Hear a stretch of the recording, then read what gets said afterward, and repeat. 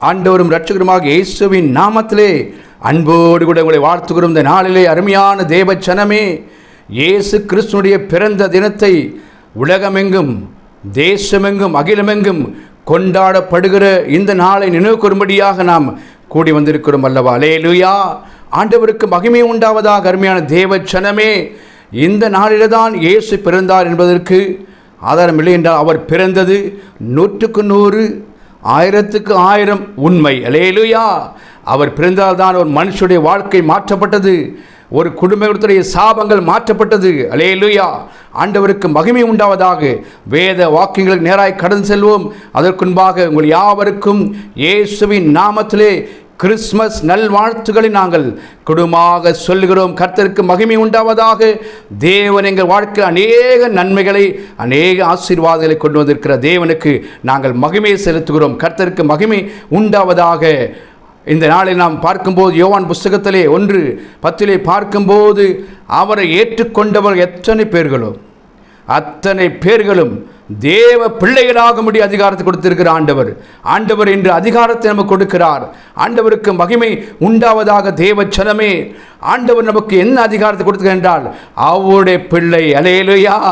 வானத்தையும் பூமியும் சர்வத்தையும் படைத்த தேவாதி தேவனுடைய பிள்ளை என்ற ஒரு அதிகாரத்தை ஆண்டவர் நமக்கு கொடுத்திருக்கிறார். இதை விட ஒரு பாக்கியம் யாருக்கு வேண்டும்? அவரை ஏற்றுக்கொண்டவர்கள், அவரை நம்புகிற எத்தனை பேர்களோ யாராக இருந்தாலும் எந்த சூழ்நிலை இருந்தாலும் அவரை ஏற்றுக்கொள்ளும் போது அவர் பிள்ளையாக தம்மோடு கூட அவர் என்ன செய்கிறார்? அரவணைத்துக் கொள்கிறார்.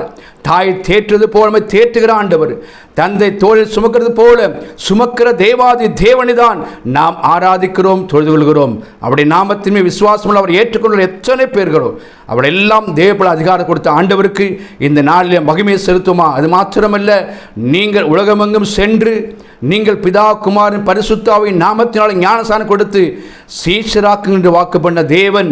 அல்லேலூயா. ஏனென்றால் வானத்திலும் பூமியிலும் சர்வ அதிகாரம் கொடுக்கப்பட்ட ஆண்டவர் சொன்ன வார்த்தை இந்த நாளில் நிறைவேறும்படியாக. அருமையான தேவச்சனமே, இந்த நாளில் அவருக்கு ஒப்பு கொடுப்போம், அவருக்காக நாம் வாழ்வோம். இயேசு கிறிஸ்துவை உள்ளத்தில் நாம் ஏற்றுக்கொண்டு சுமந்து அவருடைய நாமத்தை அவருடைய சித்தத்தை நாம் நிறைவேற்ற நம்மை முற்றிலுமாய் ஒப்பு கொடுப்போம். கர்த்தருக்கு மகிமை உண்டாவதாக. ஆகவே இந்த நாளிலே உங்களை கர்த்தராக இயேசுவின் நாமத்திலே ஹல்லேலூயா நாங்கள் ஆசீர்வதிக்கிறோம். உங்கள் குடும்பங்களை, உங்கள் பிள்ளைகளை தேவன் வர்த்திக்க பண்ணுவார் என்று பார்க்கிறோம். கர்த்தராக இயேசு கிறிஸ்து விசுவாசி, அப்படி நீ வீட்டார் ரட்சிக்கும் என்று வாக்கு பண்ண தேவன் அது அப்படியே நிறைவேற்ற வல்லவராக இருக்கிறார். ஆண்டவருக்கு மகிமை உண்டாவதாக. அவர் பிறந்தது உலகத்துக்கு மாத்திரமல்ல எல்லா ஜனத்துக்கும் அவர் சந்தோஷம் கொடுக்கிற ஆண்டவர்.